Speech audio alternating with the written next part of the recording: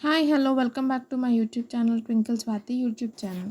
ఈరోజు మనం evening pre existing poles ఎలా ఉన్నాయో చూద్దాం. సో మార్నింగ్కి ఇప్పటికి చేంజ్ అయిందో లేదో letters check out. So first ప్లేస్లో ఉన్నది తనూజ.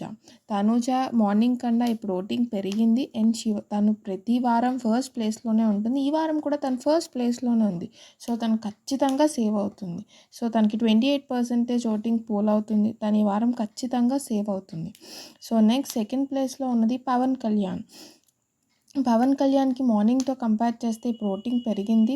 ఈవినింగ్ ఓటింగ్ వేసే వాళ్ళు ఎక్కువ ఉంటారు. సో మార్నింగ్ కన్నా ఈవినింగ్ ఓటింగ్స్ ఎక్కువసేపు పోల్ అవుతాయి. సో తను ఈ వారం 26%తో ఉన్నాడు కాబట్టి తను ఈ వారం కూడా సేవే. సో పవన్ కళ్యాణ్ ఈ వారం ఖచ్చితంగా సేవ్ అవుతాడు.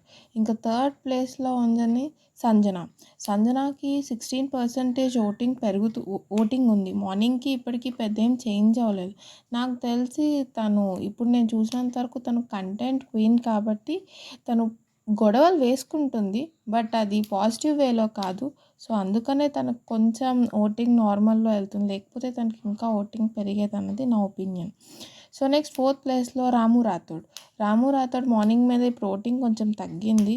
తను యాక్టివ్‌గా లేకపోవడం వల్లో ఆర్ తన ఇంపాక్ట్ లేకపోవడం వల్లో తెలియదు కానీ తనకి ఇప్పుడు కొంచెం ఓటింగ్ తగ్గింది.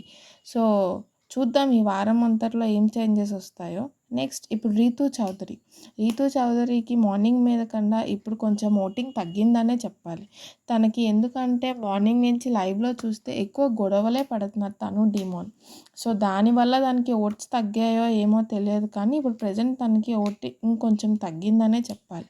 సో రీతూ చౌదరి ఈ వారం ఎంతో కొంత డేంజర్ జోన్లో ఉంది.